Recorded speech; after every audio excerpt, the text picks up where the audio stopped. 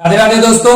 तो जैसा कि हम अभी क्या पढ़ रहे थे, जैव प्रक्रम। इससे पिछले वाली क्लास को अगर नहीं देखे तो देख लीजिए, डिस्क्रिप्शन बॉक्स में इसका लिंक मिल जाएगा। ठीक है। और बच्चे लोग उस क्लास में हम लोग यहाँ तक पढ़ लिए थे, ठीक है, ऊर्जा तक पढ़ लिए थे। आज इससे आगे पढ़ेंगे, ठीक है, इससे आगे पढ़ेंगे। देखो ध्यान से सुनना अच्छे से। देखो मेंटेनेंस थोड़ा सा देख लेते हैं, इससे थोड़ा सा ऊपर यहां तक स्टॉप किए थे, लेकिन इसको फिर से रिवाइज कर देते हैं। देखो मेंटेनेंस मतलब अनुरक्षण के लिए, जैव प्रक्रम में अनुरक्षण के लिए, मेंटेनेंस के लिए, मेंटेनेंस क्या क्या चीज का होता है। देखो वृद्धि करने के लिए तुम्हारा एक तरीके से जरूरी है। फिर टूट फूट होता है, जैसे मान लो चोट लग गया, एक्सीडेंट हो गया, जो हो गया, मतलब कुछ भी हो जाता है। ठीक है। तो कहने का मतलब बोल सकते हैं एक तरीके से वो जो सेल होता है या वहां पर का जो एक तरीके से बोल सकते हैं टिश्यू होता है, वो फ्रैक्चर हो जाता है। तो उसके लिए भैया ऊर्जा का जरूरत पड़ता है। ठीक है।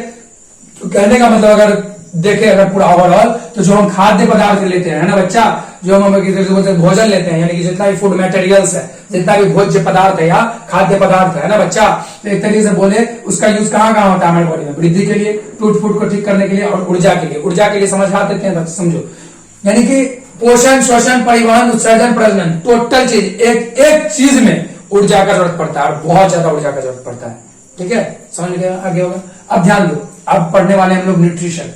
बहुत ही अच्छा, बहुत ही मस्त टॉपिक है, बहुत ही अच्छे से कवर करेंगे ना। देखो जो पोषण होता है बच्चा लोग, जो पोषण होता है, न्यूट्रिशन होता है, वो जो न्यूट्रिशन वर्ड है वो आया है एक तरीके से बोल सकते हैं, या बोल सकते हैं इसका जो रूट है वो न्यूट्रिएंट्स से आया। कहां से आया? न्यूट्रिएंट्स से। जो भी कुछ एक तरीके से इस पृथ्वी पे खाने योग्य है, ठीक है, तुम्हारे लिए जो खाने योग्य है वो घास नहीं है। ठीक है। तुम्हारे लिए जो योग्य है, तुम्हारे फूड हैबिट्स की वजह से तुम्हारे लिए योग्य है। लेकिन जिसके लिए एक तरीके से बोल देते हैं कि भैया बोल सकते हैं, जिसको मान लो एग्जांपल, जिसको घास, जैसे खरगोश होता है, घास खाता है। क्या खाता है? घास खाता है। क्या खाता है? घास खाता है। तो जो हरा घास खा रहा है खरगोश, वो तो तुम हरा घास जाकर के चबाना शुरू नहीं कर दोगे। तो कहने का मतलब ये हुआ, जो पोषण है, जो न्यूट्रिएंट्स है, अलग अलग पदार्थ में अलग अलग न्यूट्रिएंट्स है, और वो अलग अलग पोषक तत्वों का जरूरत अलग अलग जीव और अलग अलग प्राणी के आदतों पे डिपेंड करता है, निर्भर करता है। तो देखो आगे समझेंगे अच्छे से। देखो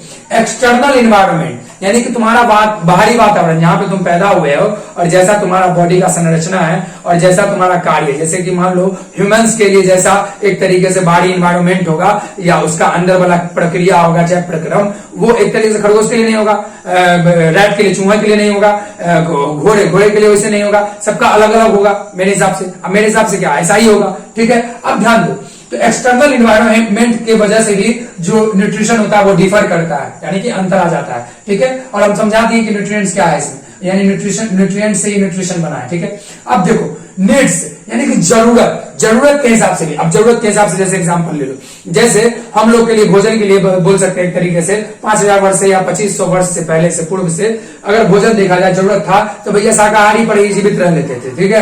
यानी कि जरूरत उतना ही रहता था। ठीक है, इतना समझो कम से कम। ठीक है। लेकिन जैसे एक तरह से बोल सकते हैं जरूरत से आगे बढ़े, टेस्ट के लिए, जुबान के टेस्ट के लिए, तो फिर हम अपने प्रकृति का विध्वंस कर लिए खुद अपने हाथों से और अपने जीव से। जीव से बढ़का, सुनो, जीव से बढ़का कोई एक तरीके से तलवार नहीं समझे।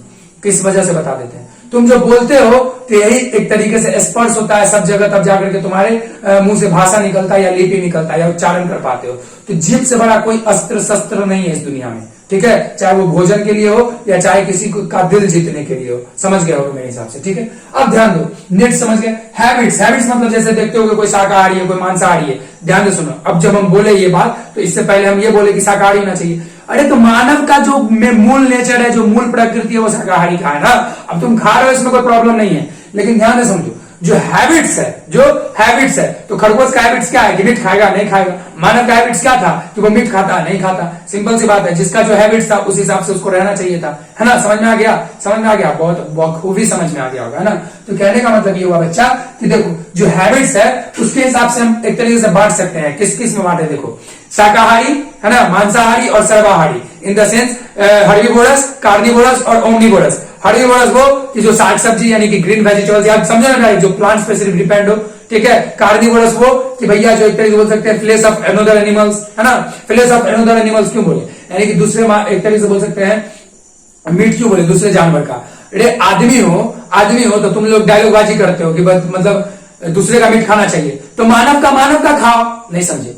मानव हो तो मानव अगर मीट खा सकता है तो मानव का खा लो, मानव को कट करो और मानव को खा लो, है ना, तो ऐसा भी तो कर सकते हो। तो यहाँ पर बायोलॉजी लिखता है, बायोलॉजी का एनसीईआरटी बुक लिखता है, flesh of another animals, flesh of another animals, ऐसा क्या लिखा, दूसरे जीव का मांस, क्या है, अपना मांस भी खाओ, तुम्हारा मांस को उससे अलग है का, अलग हो ही नहीं सकता है ना। हिंदू सब का सबसे बड़ा प्रॉब्लम क्या मालूम है, यहाँ पे अगर इस वाले टॉपिक को थोड़ा सा अगर कवर करें तो ध्यान से समझना। गाय अगर ऐसे चल के आ रही है तो उसको पूजेगा, खाना देगा, खाना देता भी नहीं, वैसे तो बोल रहे हैं, तारीफ ही कर देते हैं, खाना भी दे देगा, ठीक है। लेकिन भाई अगर कटा हुआ देख लेगा तो नाक बंद करेगा, आंख बंद करेगा, वहां पर से निकल जाएगा।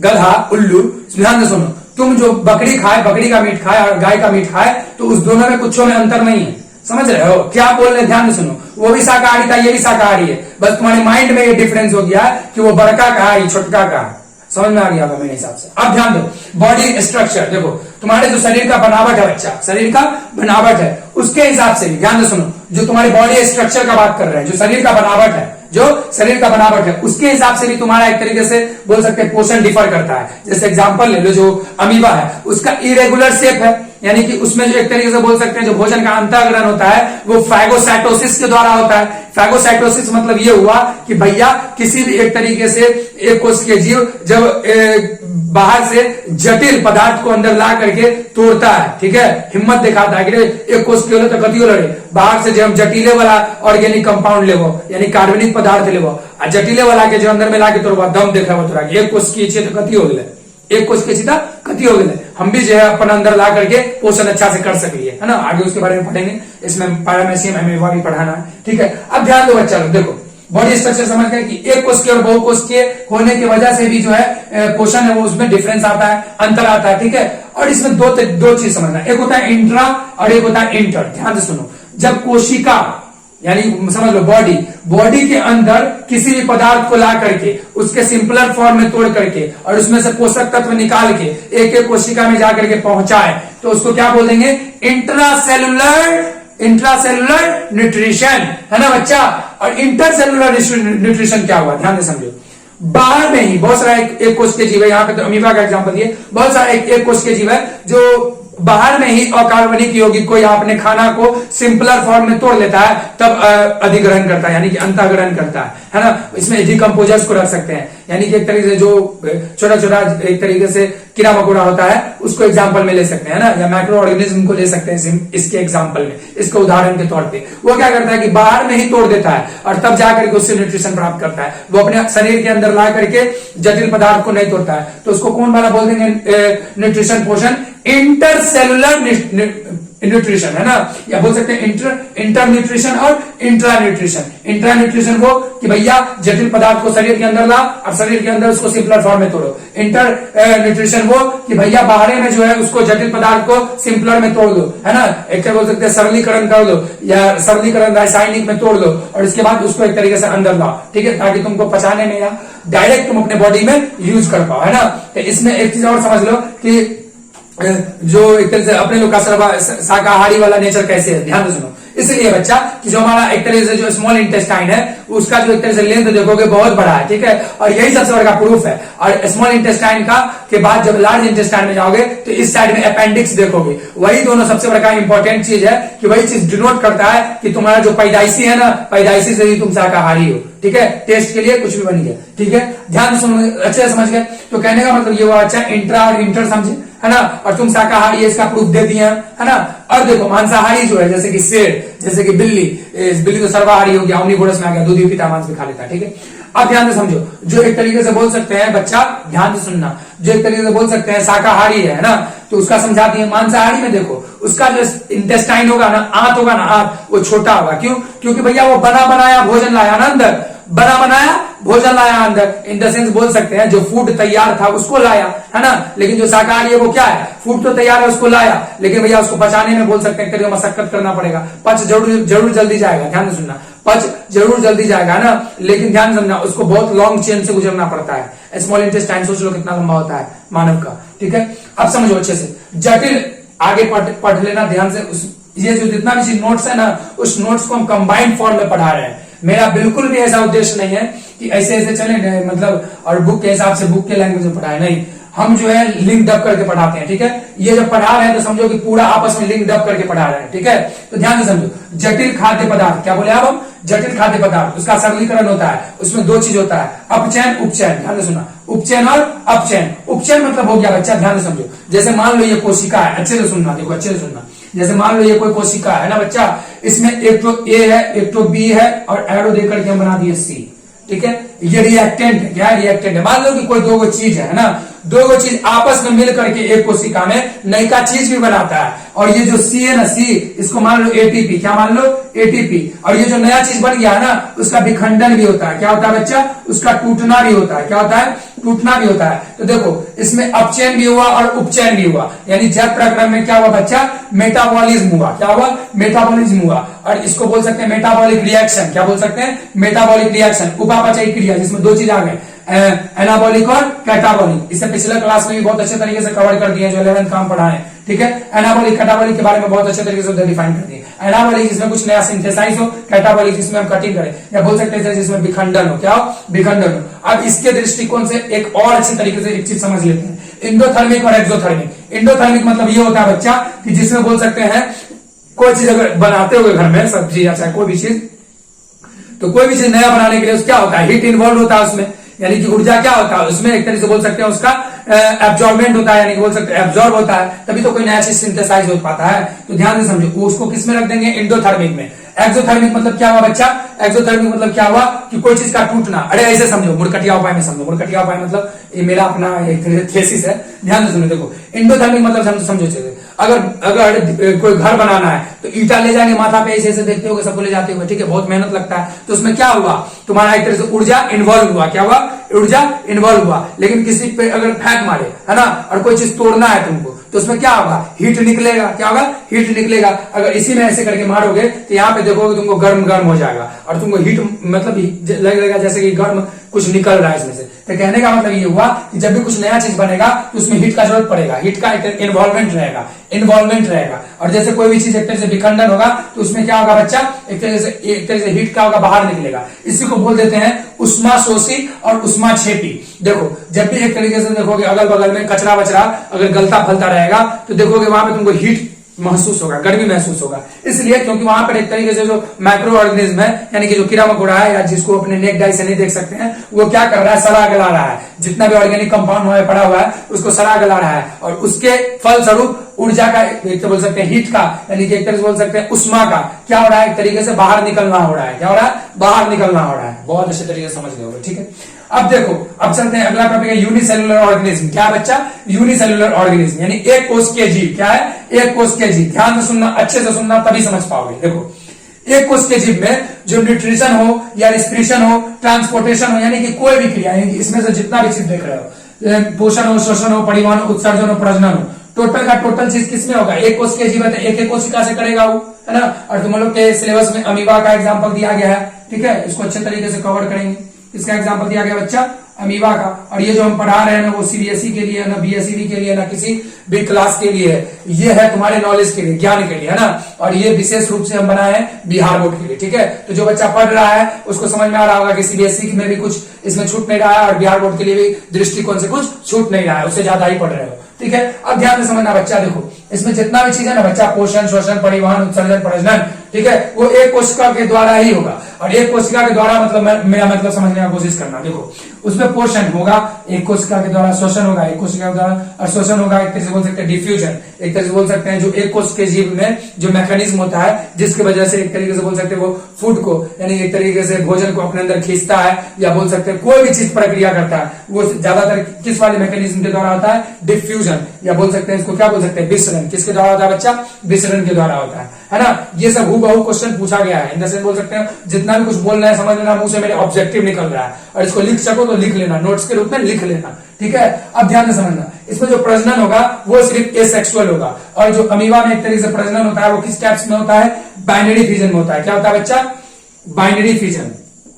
कैसा फिजन, बाइनरी फिजन, यानी कि जो अमीबा है ना, अमीबा वो एक तरीके से एक अमीबा, जैसे ये एक अमीबा है, ठीक है, ये अपना ग्रोथ कर लिया अच्छे तरीके से, परिपूर्ण हो गया, तो इसी में से ऐसे ऐसे ऐसे बोल सकते हैं ऐसे अलग हो जाएगा, है ना।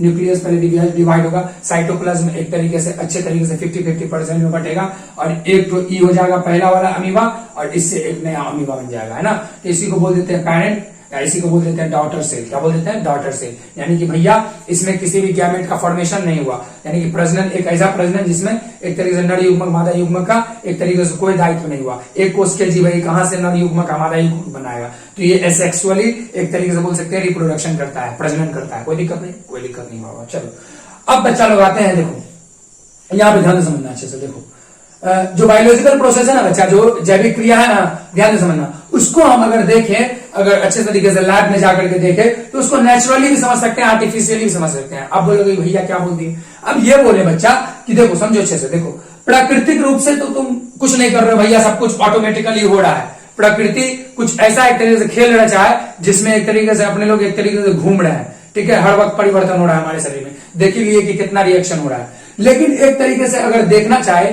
कि हमारे बॉडी में जैसे जैसे रिएक्शन हो रहा है, वैसा वैसा रिएक्शन हम लैब में करना चाह रहे हैं, ठीक है। यानी बोल सकते हैं एक तरीके से आर्टिफिशियली करना चाह रहे हैं ना, तो कर तो जरूर लोगे, खड़ तो जरूर लोगे, वैसा रिएक्शन जरूर हो जाएगा, लेकिन उसको तुम सजीव घोषित नहीं कर सकते हो, सजीव घोषित नहीं कर सकते हो। समझ में आ रहा है? कहने का मतलब ये हुआ कि वो एक तरीके से सेल्फ रेगुलेटेड नहीं होगा। उसमें भैया जब तक तुम केमिकल डाल रहे हो, जब तक केमिकल का पावर है, तब तक उसमें तो भैया सब कुछ होता रहेगा। लेकिन जैसे ही केमिकल हटा, जैसे ही उसमें जितना रेशियो डाले हुए थे, वो रेशियो का एक तरीके से इम्बैलेंस होना शुरू हुआ, तो सिंपल सी बात है, वो रिएक्शन रुक जाएगा। तो आर्टिफिशियली जितना भी सजीव वाला रिएक्शन है, उसको जाकर के तुम ट्राई जरूर कर सकते हो, लेकिन कब तक? एक तरीके से परमानेंटली नहीं।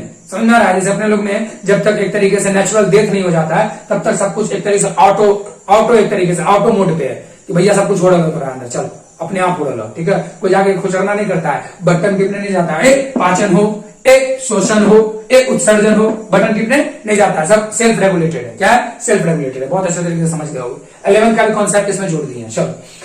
चलो चल पढ़ाई देंगे। चल मतलब पता है, और चल मतलब पता है तुम लोग को, ठीक है। नॉन लिविंग थिंग्स और नॉन लिविंग थिंग, मतलब लिविंग थिंग्स और नॉन लिविंग थिंग। अब ध्यान दो, मल्टी सेलुलर, यूनिसेलुलर जैसे समझ लिया, वैसा मल्टी सेलुलर यानी बहुकोष के जीव। बहुकोष के जीव में जल्दी से जल्दी खबर खत्म करके देखो, जो प्लांट्स एनिमल्स है, यानी कि जो पौधा है और जो जानवर है, जो पौधा है और जो जानवर है, उसमें ध्यान से समझना, चैनल या कैविटी डेवलप्ड होता है। चैनल किसमें डेवलप्ड होगा और कैविटी किसमें डेवलप्ड होगा?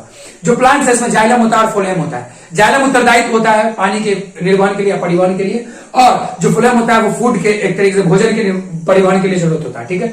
और ध्यान से समझना अच्छे से, जो जाइलम होता है वो एक दिशीय होता है और जो फ्लोएम होता है वो द्विदिशीय होता है, ठीक है। और अच्छे तरीके से इसको बाद में समझेंगे, लेकिन अभी इंट्रोडक्शन क्लास है, इंट्रोडक्शन ही क्लास समझो इसको, ठीक है। अब ध्यान देखो, एनिमल्स जो जानवर है उसमें कैविटी देखते हो, अरे मुख गुहा, गुहा मतलब जैसे देख लो कि पूरा बॉडी देख रहे होगे, है ना। और उसको एक तरीके से मान लो केव, मान लो एक तरीके से कि एक गुफा है। क्या है? गुफा है, कैविटी बना हुआ है। अरे कभी भी पढ़ाएंगे तो बोलेंगे छाती वाला कैविटी यानी छाती वाला गुहा, तो थोरैसिक कैविटी, जैसे बोल देंगे माउथ कैविटी मतलब मुख वाला गुहा, यानी कि एक तरह से बोल सकते हैं एक गुफा में सब कुछ फिक्स्ड किया गया है नेचर के द्वारा, प्रकृति के द्वारा। बहुत अच्छे तरीके से समझते होगे मेरे हिसाब से। तो चैनल किसमें डेवलप? प्लांट्स में। किसके लिए भैया? यानी कि बोल सकते हैं एक तरीके से कोई बहुत बड़ा प्लांट्स है तो उसमें मान सकते हो कि जो भोजन बना, तो भोजन मान लो एक पत्ती में बना। कहां बना? पत्ती में बना। तो पत्ती में बना तो भैया ऐसा थोड़ी है कि पत्ती को ही सिर्फ जरूरत है भोजन का, हर एक कोशिका को जरूरत है भोजन का, है ना। तो कहने का मतलब उसमें जो एक तरीके से बोल सकते हैं परिवहन होगा, वो उसके लिए कुछ तो ऐसा चीज डेवलप होना चाहिए ना, तो उसमें चैनल डेवलप होता है। और चैनल दो प्रकार का, जाइलम और फ्लोएम। और जो जाइलम से रिलेटेड क्वेश्चन है नीट में कम से कम तुमको लग रहा है 8 से 10 बार पूछा होगा, सरा हुआ क्वेश्चन है कि भैया पानी का एक तरीके से परिवहन कैसे होता है ना। सबसे सरा हुआ क्वेश्चन है, बहुत बार पूछा जा चुका है, ठीक है। और तुम्हारे बिहार बोर्ड में जितना भी क्वेश्चन हम बता दिए हैं, उसमें से कम 15 ऐसे क्वेश्चंस हम एग्जाम से पहले तुम लोग को दे देंगे। पूरे तरीके से निर्भर हो सकते हो मैथमेटिक्स क्लासेस पे, इस पे कोई दो राय नहीं है ना। पूरे तरीके से निर्भर हो सकते हो, ठीक है। इसमें तुमको हमको लग रहा है कि जितना जरूरत नहीं है उससे ऊपर लेवल का ही पढ़ा दिया जाएगा, ठीक है। तुम लोग सिर्फ इस पे ट्रस्ट करो और इसको ढेर सारा प्यार दो इस चैनल को। देखो कंट्रोल एंड कोऑर्डिनेशन, समझ गए? प्लांट्स और एनिमल, कंट्रोल एंड कोऑर्डिनेशन, नियंत्रण और समन्वय। बच्चा अच्छे से समझना, जैसे हम पढ़े थे यहाँ पे कि हर एक कोशिकांग जब कोशिका द्रव्य में किसके द्वारा एक तरीके से बोल सकते हैं सुचारू रूप से चलता है, केंद्रक के द्वारा। तो पूरा बॉडी का जो कोशिका है वो भी तो किसी के द्वारा कंट्रोल होना चाहिए बहुकोश के जीव में। तो उसके लिए क्या आता है? ब्रेन। क्या आता है? ब्रेन। और ब्रेन के अंदर कौन सा ऐसा ग्रंथि है दो ठो, जो एक तरह से बाप है पूरे शरीर का, पप्पा है। क्या है? पप्पा है तो वही है पिट्यूटरी ग्लैंड और पीनियल ग्लैंड, है ना, पिट्यूटरी ग्लैंड और पीनियल ग्लैंड। पीनियल ग्लैंड को ये शायद मास्टर ग्लैंड कहते हैं, शायद क्या कहते होंगे, ठीक है। अब देखो कंट्रोल एंड कोऑर्डिनेशन समझ गए, यहाँ पे हिंट दे रहे हैं और अभी हम इंट्रोडक्शन क्लास में, उसके बाद तो धुरंधर हवाई यात्रा करवाएंगे तुम लोग को बायोलॉजी से, ठीक है। अब ध्यान दो फिजियोलॉजी, अब अगला टॉपिक पे आ गए। देखो फिजियोलॉजी मोर्फोलॉजिकल डिवाइडेड, सुनो अच्छे से समझना, सब टॉपिक है। देखो फिजियोलॉजी मोर्फोलॉजिकली डिवाइडेड, यानी जो पोषण है बहुत सारा प्रकार देखेंगे, 100 पोषण का भी बहुत प्रकार देखेंगे, प्रपोषण का भी बहुत प्रकार देखेंगे, है ना। तुम लोग के क्लास में 100 पोषण का कोई प्रकार ज्यादा नहीं दिया गया है, प्रपोषण का दिया गया, तो उसको देखना। 100 पोषण में भी प्रकार है, लेकिन वो भी तुम्हारे स्टैंडर्ड से बाहर है, ठीक है। तो ध्यान से समझना, देखो अच्छे से सुनना तुम लोग। देखो स्वपोषण प्रपोषण, वो स्वपोषण और प्रपोषण क्यों हुआ आगे पिछले मतलब इससे पिछले क्लास में बता दिए पार्ट 1 में, ठीक है।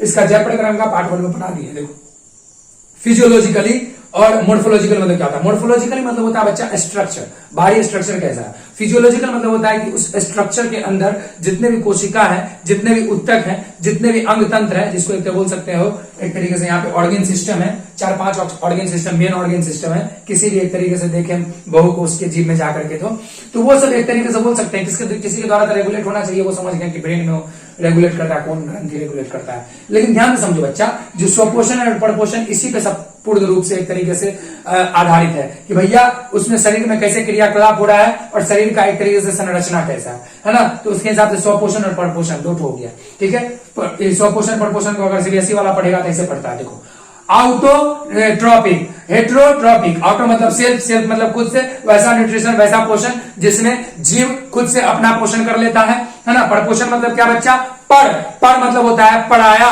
ठीक है। जिस पोषण को हम पराये के एक तरीके से हेल्प के बिना, मदद के बिना पूरा नहीं कर सकते हैं, तो वो क्या हो जाएगा, परपोषण हो जाएगा, है ना। समझ गया, मैं आ गया होगा बहुत अच्छे तरीके से। अब ध्यान से समझना, अभी एक चीज समझने वाले बच्चा, शास्त्र नॉलेज के अनुसार, या बोल सकते हो पूरा का पूरा नॉलेज तुम्हारा होगा 10th क्लास का बिहार बोर्ड का, लेकिन इसमें शास्त्र को भी घुसे रहेंगे। अब अच्छे से समझना, जैसे बोला जाता है ना कि अल्लाह ताला के बिना, या बोल सकते हैं भगवान के बिना एक पत्ता तक नहीं हिल सकता। इस पत्ता तक के हिलने का मतलब क्या होता है, बहुत ही अच्छे तरीके से समझेंगे। देखो ध्यान से समझना, अच्छे से समझना। देखो जो गणेश जी थे, कौन थे, गणेश जी थे, देखो सुनो, वो अपने माता पिता का चक्कर लगाए, यानी कि कार्तिक भगवान थे ना, वो गए पूरा एक तरीके से पृथ्वी का चक्कर लगाने, और गणेश जी थे ना मोटे तगड़े थे, तो वो बोले क्या पृथ्वी का, क्या ब्रह्मांड का चक्कर लगाना, हम अपन माता पिता के चक्कर लगा ले। तो यहाँ पे माता पिता मतलब समझना, जो तुम्हारे माता पिता है वो कितने इंपॉर्टेंट है, सुनो अच्छे से। जो माता है ना बच्चा, वो प्रकृति है, क्या तुम्हारे प्रकृति है ना। और जो पिता है ना बच्चा, वो तुम्हारे मन है। कहने का मतलब जो तुम्हारा पूरा शरीर है ना, वो एक तरीके से बोल सकते हो माया और मोह से एक तरीके से रेगुलेट होता है ना। माँ अगर नहीं होगी तो तुम्हारा जन्म तो संभव है भी नहीं है, जन्म के बाद पोषणो संभव नहीं है, दूध नहीं मिलेगा, कोई देखे रेख नहीं करेगा, जहां तहां तुम पेशाब पैखाना करेगा, कौन साफ करेगा, कोई बात नहीं, एक तो बोल सकते हो मर जाओगे, डायरेक्ट समझो ना यार, डेथ कर जाओगे। तो कहने का मतलब हुआ माता बहुत जरूरी है, माता को प्रकृति समझो।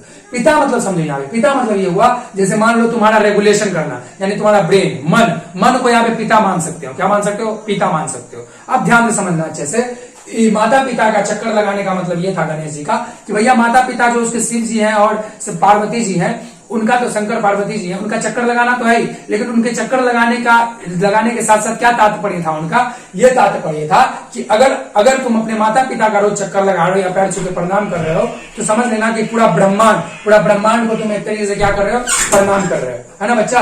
अब ध्यान से समझना, अच्छे से समझना, बहुत अच्छे तरीके से समझना। देखो जो एक तरीके से स्वपोषण है प्रपोषण अच्छे से समझ गए। न्यूट्रिएंट्स जो पोषक तत्व है ना बच्चा, यानी कि जितना भी एक तरीके से फूड मटेरियल्स हम अपने अंदर लेते हैं, तो फूड मटेरियल्स क्यों अंदर लेते होंगे, अपने एक तरीके से ऊर्जा के लिए, या बोल सकते हैं जैव प्रक्रम को अच्छे तरीके से चलाने के लिए। तो उसमें कुछ तो ऐसा चीज होता होगा, तभी तो खा रहे हैं, कुछ उसका ऐसा ही कुछ चबा रहे हैं, तो उसमें पोषक तत्व होता है, अच्छे तरीके से समझना। और ये जो पोषक तत्व का बनना होता है, वो एक देखो पत्ता से कैसे, यानी एक पत्ता से पूरा एक तरीके से ब्रह्मांड एक पत्ता पे कैसे निर्भर है, इसको अच्छे तरीके से समझ सकते हैं। पूरा ब्रह्मांड, पूरा यूनिवर्स एक पत्ते पे, वन लीफ पे कैसे स्टैंड करता है, कैसे निर्भर करता है, अच्छे से सुनना। देखो ध्यान से समझो। तुम लोग जानते हो कि ऑटोट्रॉफिक न्यूट्रिशन जो होता है, यानी कि स्वपोषण जो होता है बच्चा, उसमें मतलब एक तरह बोल सकते हैं जो प्लांट्स है वो अपना एक तरीके से भोजन खुद से बनाता है, खुद से तैयार करता है। किस किस चीज से तैयार करता है, यानी उसके अगल बगल में जो सरल कार्बनिक यौगिक या सरल कार्बनिक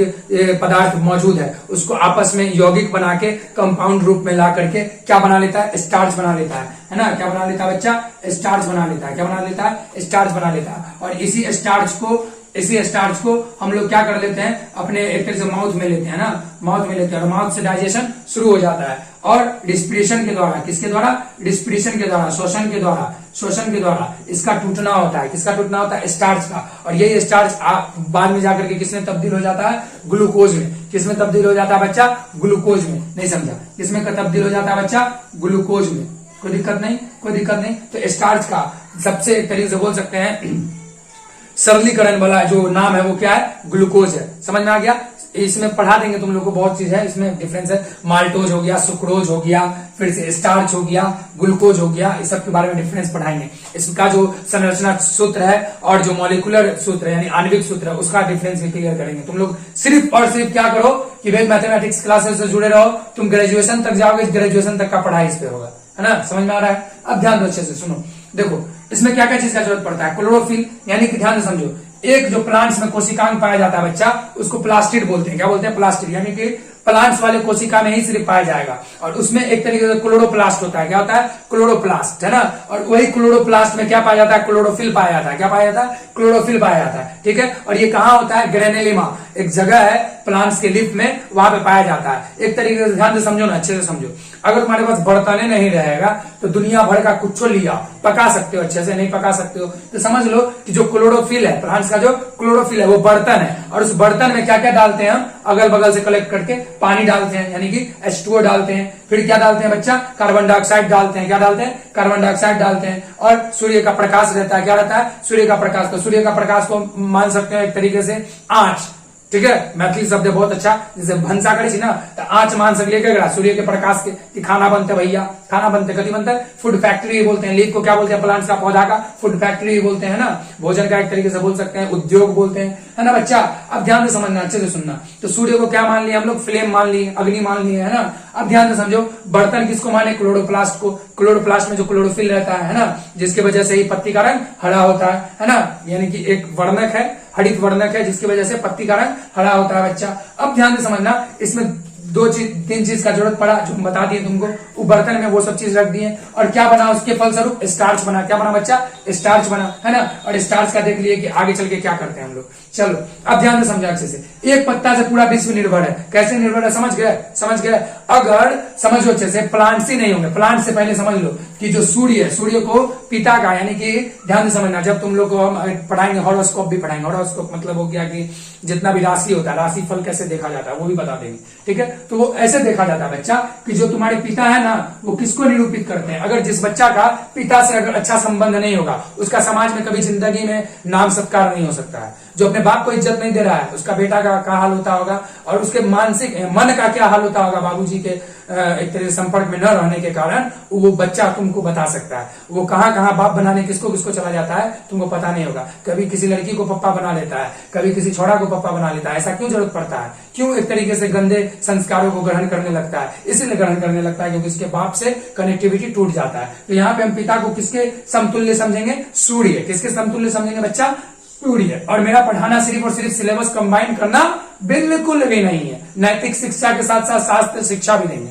ठीक है, मोरल वैल्यूज के साथ साथ तुमको वैदिक ज्ञान भी देंगे। ठीक है, समझ गए, इस चीज को अच्छे तरीके से समझ गए होगे। देखो बच्चा, जो परपोषण होता है इसको हम फर्दर आगे वाले क्लास में अच्छे तरीके से समझेंगे, लेकिन यहाँ पे सिर्फ हिंट के रूप में सिर्फ इतना समझ लो। देखो, परपोषण मतलब पढ़ाई पे डिपेंड होना अपने पोषण के लिए। और इसमें क्या होगा, होलोजोइक न्यूट्रिशन। जैसे मानव में क्या होता है बच्चा, प्राणिसम पोषण होता है कि भैया बाहर से जितना भी जटिल पदार्थ है, जटिल कार्बनिक यौगिक पदार्थ है, उसको पकड़ के खींच के लाए। मतलब कि तुम्हारे पिताजी ही ना कमा कमा करके जो है एक तरीके से बोल सकते हो भोजन लाते हैं तो तुम ग्रहण करते हो, मतलब फ्लैट होके सोते हो, खाते हो, पीते हो, बस ऐस मौज, उससे आगे तो कुछ करते नहीं। तो ध्यान से समझो, ये ऐसा क्यों करते हो, ध्यान से समझो अच्छे से। ऐसा इसलिए करते हो कि तुम्हारे शरीर को पोषक तत्व मिल पाए, एक तरह से बल पुष्ट हो पाओ और रात में भूल पाओ। तुम नहीं मिली ना तो छत पर से कूद के जान दे देंगे। समझ में आ रहा है? तो कहने का मतलब बाबूजी को मत मानो, ठीक है, लेकिन किसी को एक तरीके से सब कुछ मान लो, तो इससे कुछ नहीं होगा। तुम्हारा मन का लेवल तो गिरवे करेगा, पढ़ाई का एक भी टॉपिक समझ में नहीं आएगा, है ना बच्चा। तो अगर पढ़ना है तो सूर्य समतुल्य अपने पिता के साथ अच्छा कनेक्टिविटी बनाओ, है ना, दोस्त रूपी रहो, ठीक है। बहुत अच्छे तरीके से मेरे हिसाब से समझ में आ गया होगा। और हाँ सुनो अच्छे से, इसका एक तरीके से बोल सकते हैं बहुत सारा हमको पार्ट्स बनाना होगा, है ना। हम इसको ऐसे नहीं खींच सकते हैं कि एक वीडियो में, जैसे तुम लोग क्लिक बेट चैनल देखते होगे, अरे एग्जाम से एक दिन पहले पढ़िए और देखिए आप जो है 100 में से 100 मार्क्स लाएंगे। तो हम 100 से 100 मार्क्स का सबसे पहली बात हम गारंटी नहीं लेते हैं तुमको आइवे करेगा, लेकिन इतना गारंटी जरूर ले सकते हैं कि अगर हमसे पढ़ लिए तो एक नया बायोलॉजी बुक अपने तरीके से लिख सकते हो, है ना। तो उसके लिए मेरे चैनल पे जुड़ो, ठीक है, समझ गए अच्छे से। और जब अपने से बायोलॉजी बुक लिख सकोगे तो सुनो कोई एग्जाम तुमसे कितना बड़ा होगा, समझ गया, मैं आ गया होगा मेरे हिसाब से, ठीक है। तो कहीं भी किसी भी चीज को पढ़ो तो उस पर एक तरीके से 100% कॉन्फिडेंट रख के पढ़ो। तो मिलते हैं अगले क्लास में, ठीक है। इसका बहुत सारा पार्ट बनाना होगा। तो राधे राधे, इस चैनल पे को बहुत सारा प्यार दीजिए, ठीक है। समझ में आ रहा है, आज आप लोग को न्यू ग्रीन बोर्ड देखने को मिला होगा ना। तो कहने का मतलब ये सब ऐसा ही नहीं हो रहा है, आप लोग के प्यार की वजह से ही हो रहा है। आप लोग ऐसा ही प्यार बरसाते रहिए, कमेंट जरूर करिए, ठीक है। कमेंट हम लोग का एनर्जी हाउस है, ठीक है।